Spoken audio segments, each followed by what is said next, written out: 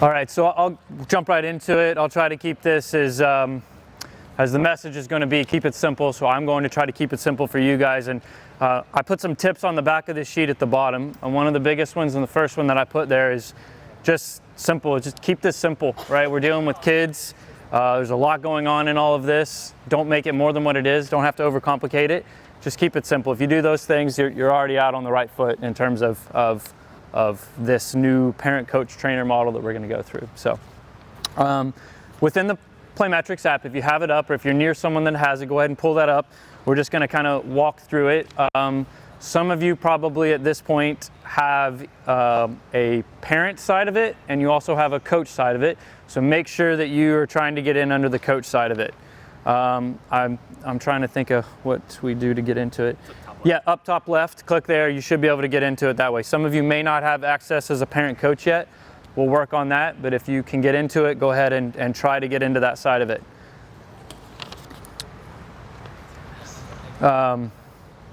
So just one thing to touch on, all weather updates and things like that are going to come from the directors of coachings. Like if we have to cancel due to weather, there's an alert they can hit, and then it'll cancel it and send a message out through Playmetrics to families. So I would encourage you to make sure your parents have the app downloaded, have the alerts turned on so that they know and they can get it in real time to make sure they stay tuned on the weather.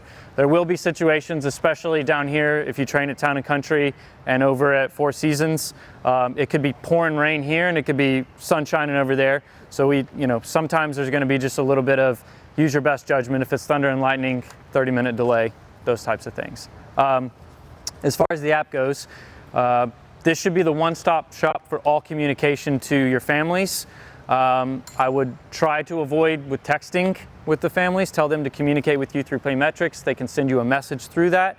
There is a function on there. You can go up to the top right corner, and there's some things in there. There's two little chat boxes. You can pull those up, and you can send out a chat message. You can also send out an email.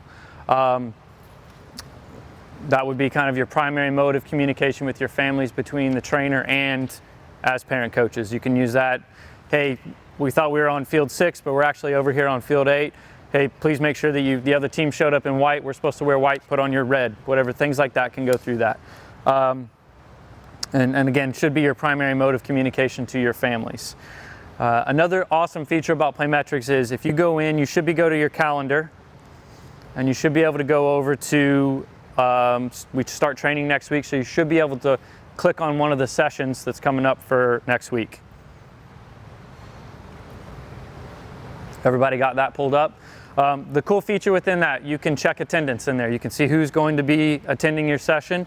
I would encourage you to tell parents to make sure they keep that updated for attendance. We obviously know emergencies happen, kids can't be there, but it would help the trainer, help you as a parent coach to make sure that you know the numbers that are coming to training sessions, so you can plan accordingly and kind of have a good idea of what it's going to look like. On the other end, I would encourage you to plan your activities not based on numbers, because you never know what's going to happen, but if you have a relative idea of what it's going to look like, you're going to be able to be more prepared with it on that end. So that's a good feature. You can even update attendance in there, so you can take 2 seconds out of your training session when the kids are all there. You'd be like, Jimmy's here, Billy's here, Christian's here, got them all, we're good to go. Just a good feature to have, also good for games. The important part about games is if parents keep that updated, you can check that frequently and you can know more in advance, like we're going to need a guest player this weekend. So then at that point you can reach out to your trainer, and then the trainers will reach out to the directors, and we will try to coordinate making sure that we have a guest player there. You can also add guest players in there. I don't know if it's on for the assistant coach. I'm not sure what that looks like on your end, but as the trainer, you should be able to add, you can add guest players. You can go in and pick kids from other teams and add them in, so then they have the training session. And the cool thing there is, let's say you do have to cancel the session because of weather. They're driving there. You don't have to remember like, oh, I've got those 2 guest players coming. Like they're going to get the alert because they're in there on the attendance feature. So just a couple of important things that are good to know in there. Another thing, I got to pull it up too so I can see it as I do it, is just with sessions in general are super important in there. So if you go up the top, you have overview, drill. So you should be in a practice session coming up, is what you should be in right now. At the top it says overview, drills, resources. You can click on drills. Nothing's added in there right now, but if you do that, that's where the activities for that session can be. If that's how you and the trainer, the parent coach want to do it, you can put them in there. You can also, I know I like to do it the old-fashioned way on pen and paper. You know, you can text it to each other however you want to do it, but the more you use this, the better it's going to be. There's another one in there. If maybe you want to plan the session, you can go down under drills. It says add drills. You can click on that, and then you can go through the library of activities that are already in there and pick things to put into your session for that. So a couple of other good features within your activities for that. If you back out of that and just go to your, down at the bottom it says calendar, and then it says my team. If you just go to your team, I think that's where it's at. Trying to get to where the curriculum is. Let me see where it's at. If you go to like summary and you scroll all the way to the bottom, you can find it there. Is that, there it is. Okay, yes, got it. So summary, on my team, you go all the way down to the bottom, and you can see it says season plan, and then it should have a season plan that's attached to your team on there. Some of you may have it. I don't know if everyone has it or not. Don't have it yet, so we need to get that added on a few of you. But underneath season plan, you can click on that, and you can see like each week we've already broken out what the curriculum looks like week by week, so you can have a look at what that'll be. And you'll know, like, when I start talking about a couple of these things, you'll be like, okay, so there is where the dots connect for that. So if you don't have it, we'll figure out after this. There's a lunch, just let me know, and we'll all help you get that sorted out. But everyone should be attached to it, but if you're not, we're going to have to figure that piece out. And then the last thing is, there is like a help function in Playmetrics. I'd encourage you to use that if you have any questions related to it. There's all kinds of, they've put together a million different tutorials. I know we reach out to Playmetrics all the time with like, hey, we can't do this. We want to be able to do this. And they'll update it. If you go into the help and just type it in, usually you're going to find an article with videos that'll help you with whatever you're looking to do within Playmetrics. Create activities, attendance, all of those things are all within that stuff. So. Again, at the end of this, if you have some questions about Playmetrics, come up to me and I'll see what I can do to help you get it sorted out. So, cool. Kind of moving into the next piece with just this sheet here.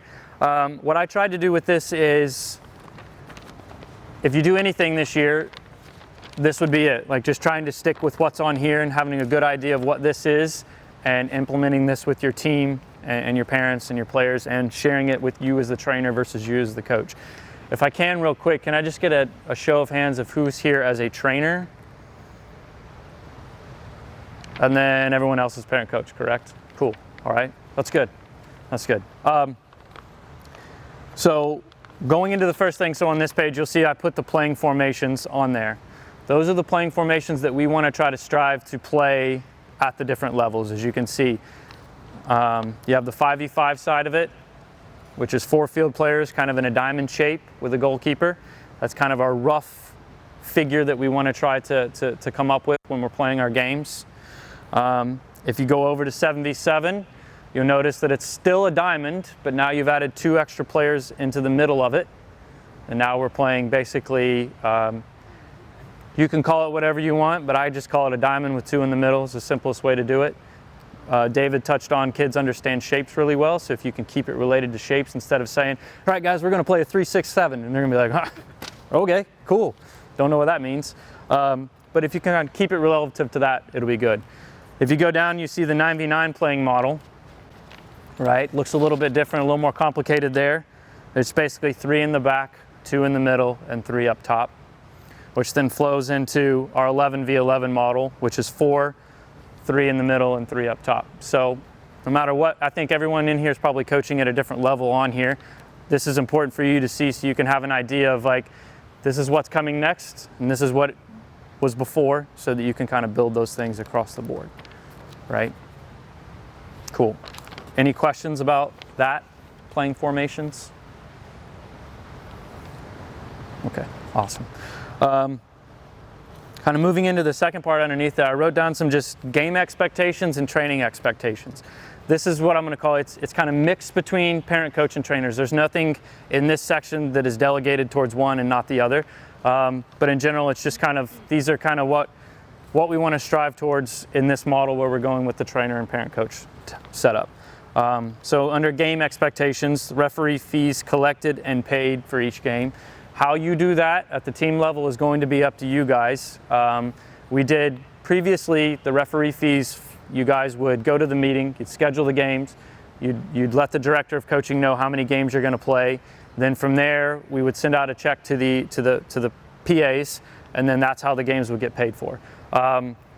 In theory, it sounds very simple, but in practicality, it was an absolute mess, right? Because games get changed, things get scheduled different, or brackets don't go as we planned them to be, or something didn't happen with the address for the check, or last year I think we had an issue with printing some of the checks. So there was a lot of hiccups, and then what ended up happening is parents had to pay it out of their pocket, and then they just got reimbursed. So the easiest thing to do is just to take that out of the equation and just take care of it at the team level. So what you guys would do is after you've done and you know how many games you're going to play, you can talk to your director of coaching, and they will let you know, like, okay, how many, based on the league that we're playing in, what are the fees that I need to collect from the parents? And you get that total number of fees, you divide it out by the games and then by the number of players that are on your team, however you're going to do it, and then you just collect that directly from them to just pay them at the team level. That way we can just kind of skip all the other things and take a little bit more out of it. And you guys just do that at the team level, however you decide to do it. If you want to, I know you can have them Venmo it to you, and then you can kind of figure it out from there. But I know that if you're playing in the Cardinal Premier League, or if you're playing in the U8 Developmental League, that is cash only. So you'll have to make sure you have cash for the referees there. Some of the other leagues might be doing it different. So if you're playing in a different league other than that, you might want to just check in with your director of coaching on what that looks like. The next piece that I put on there is, there's not really any order to these. These are just kind of thoughts that I put out there about the game expectation. For me, I say playing time for players is equitable.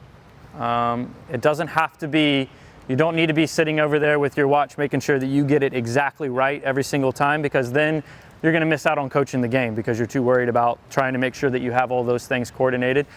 Just keep it as equal as you can, right? As long as you're trying your best to do that, and you're going to make some mistakes along the way. You can be like, oh, I left him in at center back for the whole half. Like, it's going to happen. It's okay. But just trying to keep it as equal as we can, and also balancing it out, right? You need to make sure that when you're doing this, that you maybe want to think about, right, I've got these two players, both of them are about to go into the game. They're probably not my best defenders. Maybe I shouldn't put them both in together at the same exact time to try to defend, because then you never know what's going to happen. So you got to try to balance that out. And I think that working with your trainer to figure that piece out will be important to make sure that you try to keep playing time as best you can as equal. Then I just put coach within the rules of the game. Make sure that you have a good idea of what the rules are for the level in which you're playing at. I sometimes still shout things out, and the referees like, that's not how you play at this level. I'm like, oh, sorry, I forgot. All right, so just knowing some of those things and making sure you have a good idea of what it looks like at each level, it will be important. And this one, I'm sure I'm going to get some kickback when I say this one, but hopefully the way I explain it will make sense. Development versus a winning result is a huge thing, right?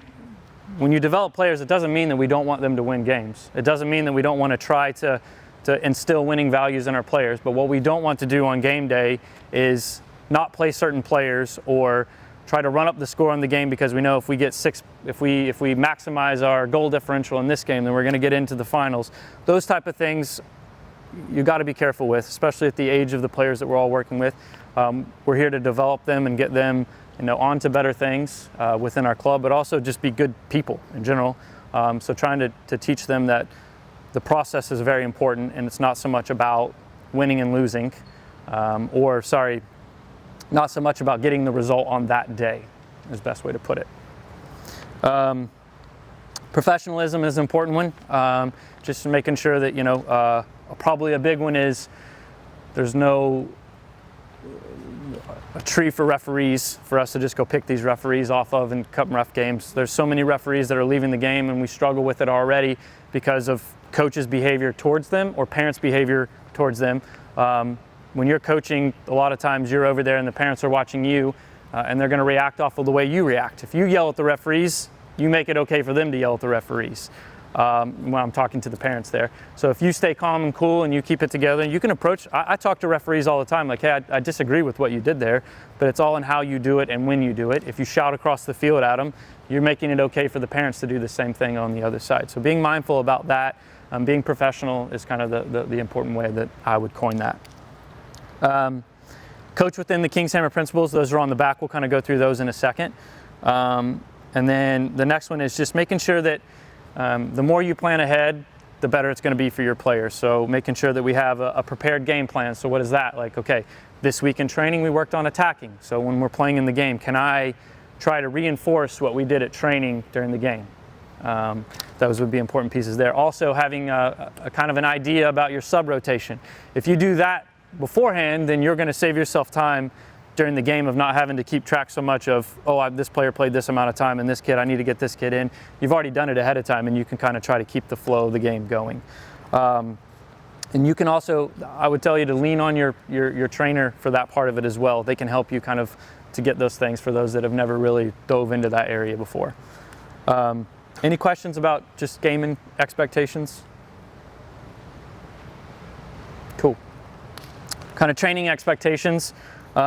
Similar to the games, just be prepared, have a training session. Anytime you're more prepared and have those things prepared, the player's development is going to go up a little bit more just because you've done those simple things. And make sure that it's shared between the trainer and the parent coach. So trainers in the room, it's important that you guys put a little bit more effort into making sure that they have these things before they show up to training sessions. Even if it's just like a phone call of like, hey, I didn't quite get to this session today, but here are the things that we're going to work on today. Just so your two heads are kind of connected together a little bit, because again, the more that you prepare and do that, the better the result's going to be on the field for your players. And this is a huge one for me. I don't care what level you play at.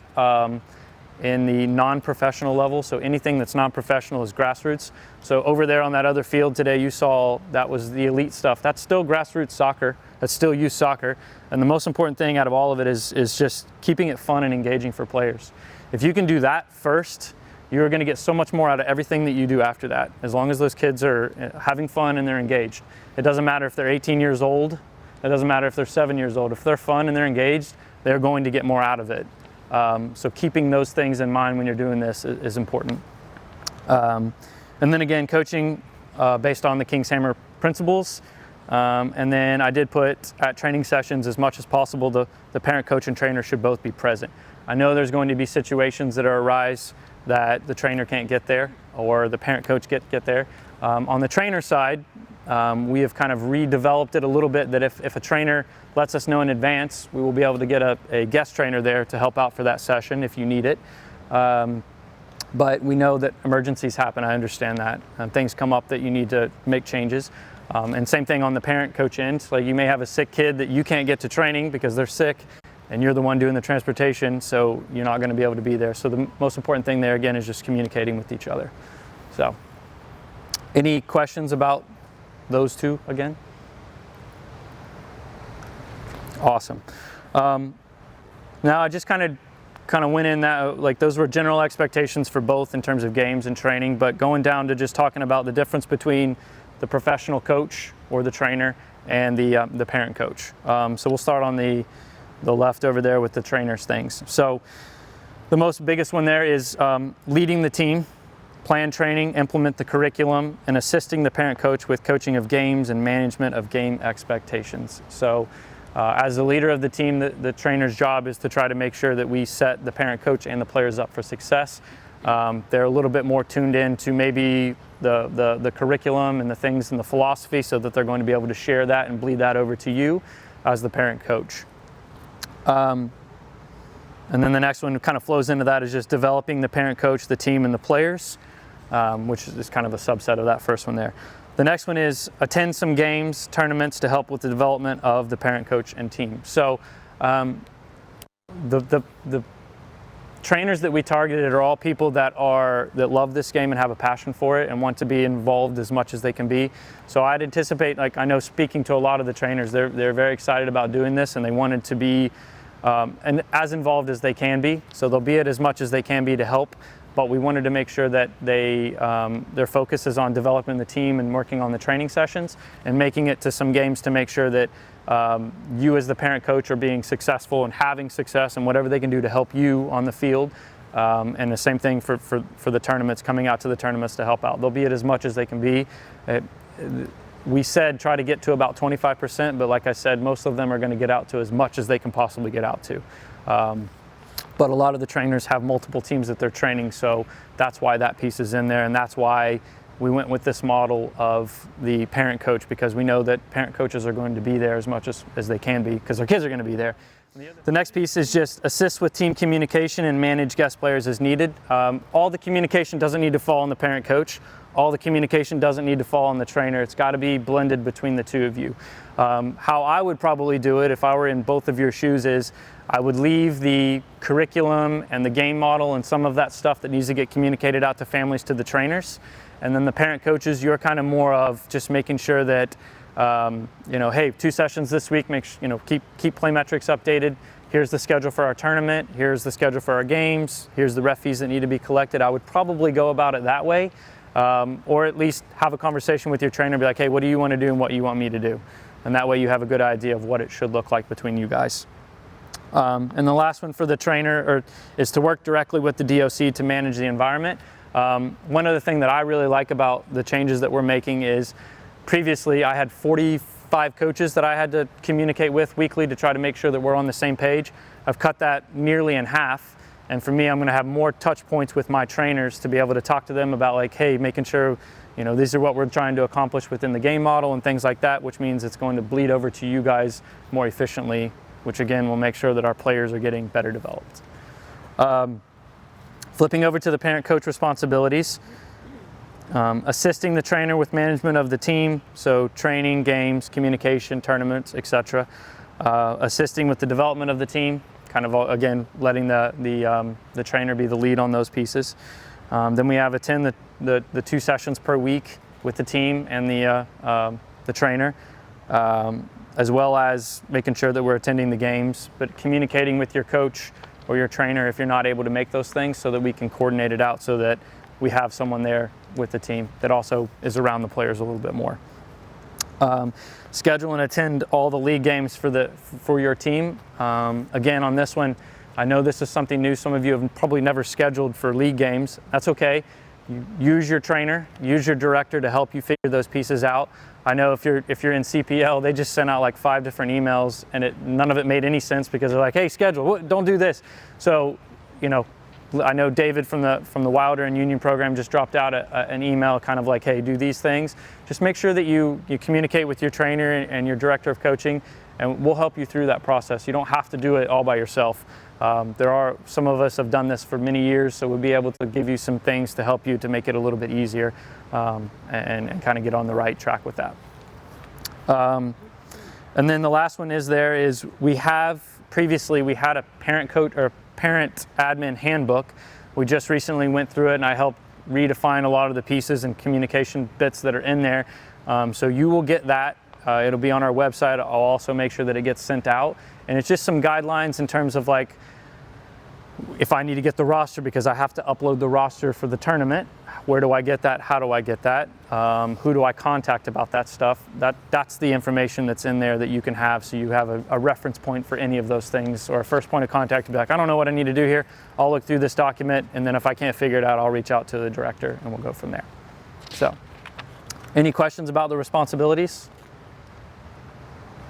All right, the heat must have got you guys. I'll move over to the Quick question. Yeah. Maybe less about responsibility, but like I saw in the app where you can add like a guest player, right? Yeah.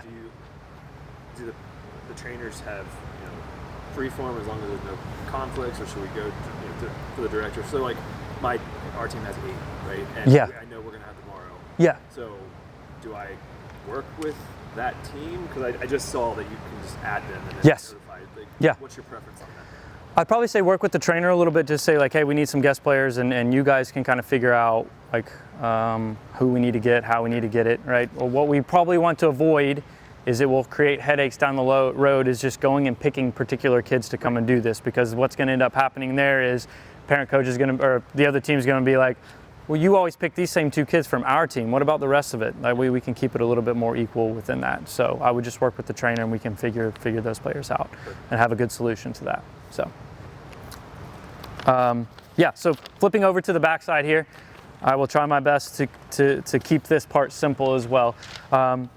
It's kind of like the Holy Grail of the Bible of what we want to try to accomplish with our players, and I've written it out in a way that hopefully is very simple, and that way that if it's simple for us, we can keep it simple for our players out on the field. So by the end of the year, if your players can demonstrate some of this on this page, in this wheel, in this circle, you've done your job. Like, this is the framework for coaching is right here. It's kind of, if you've played soccer, you understand that there's a lot of things happening. There's a lot of different players on the field. There's a lot of different, the ball goes out of bounds, the ball gets turned over, we're kicking it this way, they've got the ball, we've got the ball, the referee blows a whistle. There's a lot of variables in the game, but the constant is this wheel and these things. These are the things that are always going to be happening in this game. So if you focus your coaching on the stuff in the black around it, you're going to be better able to coach and communicate with your players. You're also going to be able to train these things in training. So how is it connected? So if you look, each week of the curriculum will focus on going around it. It'll focus on, 1 week we'll focus on attacking. Then the next week we'll move back into transition to defend. And then we'll go down and we'll do defending. And then the next week we'll work on transition to attack. And then by week 4, week 5, you're coming back around to attacking. So now what you've done with your players is you've introduced it. Now we're going to let it be, and we're going to move on to the next thing, and then we're going to come back around to it, and we're going to try to bring it back out of their memory. And at that point, you can then go a little deeper with it. And then the next time you come back around, you can go a little bit deeper. So by the end of the season, hopefully your players can demonstrate a little bit of those things on each of those lists in terms of attacking, defending, transition to defend, and those pieces. So when you're making coaching points to your players in training, you should be trying to relate it back to those 3 things. So if we're working on attacking, your session is on attacking, or that week you're working on attacking, your focus should be on creating scoring chances, should be on keeping the ball, and should be on finding creative solutions to break through the opponent. Those are the actions and those are the things that we want to try to strive for when we're coaching our players. And when you're watching the games on the weekend, you're sitting back and you're watching, how are we doing with those things? What adjustments can we make? What things can I say to the players to help influence that, other than simply just telling the kid on the ball what he should be doing? Because if we're doing that, then the players are going to not benefit from that. So that's kind of the wheel and the principles of play that go around that. We're going to be touching on each of those things as we go through the season. Then I have the things in the red around it as well. And for me, those are kind of like individual things that we want our players to be better with. So if you look at the top in the middle between attacking and transition defend, they're not in any particular order around this, so don't pay any attention to that. But in the red, we have decision making. This is the heart of what we do, is to teach these kids how to make decisions in real time. What are they making decisions on? Well, they're making decisions based on what phase they're in, attacking, transition, defend, the principle, whatever it is. And they're looking at the field and what's going on, and we call it scanning. And when you're scanning around the field, what are you looking for? Well, we have this nice acronym which we call BOTS. That's what you're looking for when you're a player all the time, which is, where's the ball? Where are the opponents? Where are my teammates? And where are the space? If you can get your kids to do that, you can get them to do it quickly and over and over and over again, it's going to make them better players at the end of the road. Why does Lucho always end up in these little spaces and get the ball? Because he's constantly running around the field and he knows where the ball is, opponents, teammates, and space, and he gets where he needs to be. And he's done it so many times that he knows, as soon as I get it here, I know exactly what I'm going to do. Right? So we can instill that in our players at this level. Right? So if we want them to be better at attacking and creating scoring chances, how do we do that? Well, we teach them decision making, which is scanning. Like, what do I need to do if I have the ball right now? Okay, well, what are the opponents doing? What are my teammates doing? Where's the space? What actions can I take at that point? So basically, all of scanning is, and the BOTS principle is to teach the players to take ownership in the moment so that we don't constantly make the decision for them. They have the tools here to be able to make those decisions. Then we kind of go around again. The next one down here would be individual players. I touched on it earlier. Again, all of the kids out here are grassroots players, so we want to keep it fun. We want to keep them engaged, and we want to teach them to have good competitive behaviors out on the field.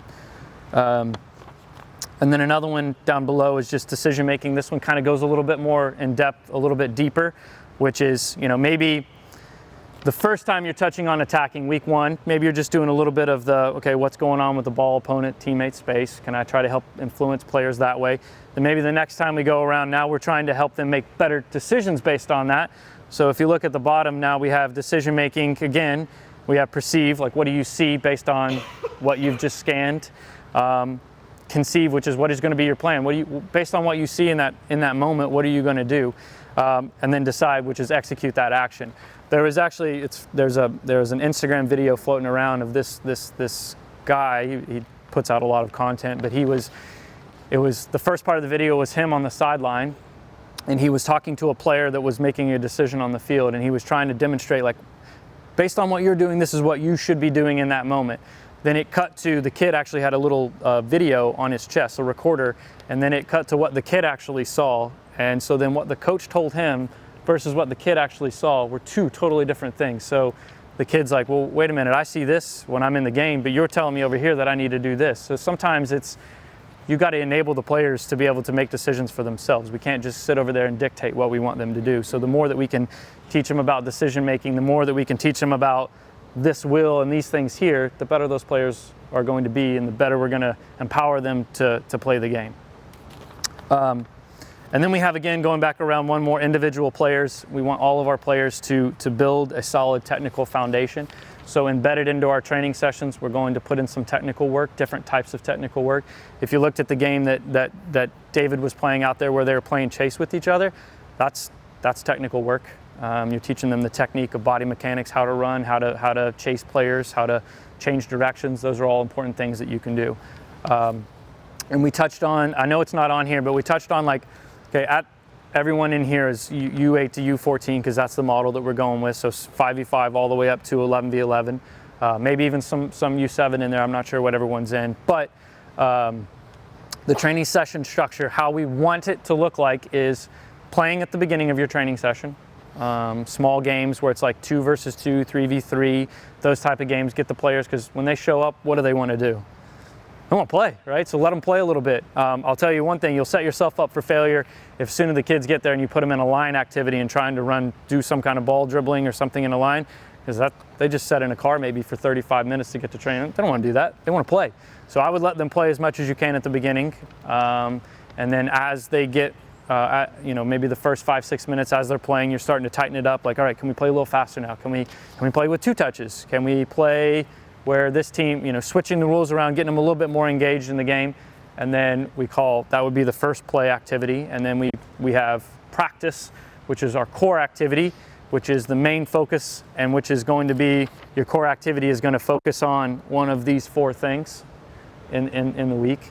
And that's where you're going to focus on that. And then you're going to play again at the end. And when you're playing at the end, basically what you're trying to do there is assess their learning during the core phase, right? How much did what we just worked on, can they do without me telling them what to do, right? Can I let them play? Can I set it up as much as the game as possible and let them play? And that last game at the end, I would encourage you they should be doing throw-ins, they should be doing corners, you should be calling penalties, you should be calling all of that stuff, because a feedback that what will happen is, and parents are going to come to you and say this, is like, we can't do a throw-in. And you're going to be like, all right, I need to practice throw-ins. And I'll tell you that you don't want to waste your training session just doing throw-ins. So how can you accomplish both? Well, just put it in at the game at the end where they have to do throw-ins. And if they do it wrong, whoop, wrong turnover, the other team's ball. And that way they start to learn those things. But again, the play phase at the end is just mainly to assess what they did during the core activity. Last couple things, and then I'll open up to you guys. We got a few minutes left. Just those tips down at the bottom again. Keep it simple as much as you can. If at the end of the season, the only thing that your players are good at is they know how to create scoring chances, then check it off as a win. You did your job there, and they had fun with it as well. Another one that I put on here, I love this saying, is, if you don't train it, you cannot expect them to do it in a game, because they've never worked on it. So be mindful about what translates from training to the games, and making sure that if you want them to do it in a game, you got to make sure that you're working on it in training. But be careful straying too far away from working on anything that is going to overcomplicate this wheel. And then the last piece on there is all coaches do this. Everyone gets caught doing it. but the better coaches know and understand this concept of being able to zoom in and zoom out, which is be mindful that there's more than just the player on the ball and what's going on around the ball. Right, you're there to help your whole team, so just being careful about, at times you can zoom in and watch what's going on the ball, but a lot of times just take a step back and look at the whole field and see how can you help other players. Maybe we've got, Daisy is over here picking dandelions and she has no idea what's going on in the game, but you're busy watching this, and then they're going to kick a ball into that space and you're going to yell at her because she isn't where she was supposed to be. So maybe like, what's going on over here is what's going on, but you can be like, hey, can you find better space? Look at where you are. Those type of things would be important to make sure that you're not just focused on what's going on the ball, because at that point you can say what you want, but going back to what I said in that video from that guy is, what are you really telling that player versus what they actually see in that moment? So just be mindful about that. And you're going to know who my favorite team is when I say this, but Sir Alex Ferguson has a great quote where he talks about God gave you 2 eyes, 2 ears, and only 1 mouth. Right, so be smart about that and make sure that look and observe with your eyes and ears more than anything. And I guarantee you'll pick up on so much more watching them, and then you'll be able to time exactly what you want to say when you want to say it at the right time and be able to influence at the right time, rather than just word vomit all the time of just trying to help the players, because at the end of the day that's probably just going to confuse them a bit more. So that's all I have. I do appreciate everyone taking time to come out and be involved in this. I know this is a big change for the club and going in a different direction. A lot of parents have a lot of different thoughts about the parent-coach model because they probably have seen it in different ways. But hopefully this, what I've shared here today kind of reassures you guys that this is different than what we're trying to accomplish with that. You're going to have David as a director of coaching, as well as the trainers there to make sure that we get this right. We're heavily invested in it, so we want to make sure that it gets right. We're going to have some errors along the way, but we will continually tweak and work in the right direction. So that's all I have. If you have any questions, I'll stick around for you guys and answer anything that you have. But thank you.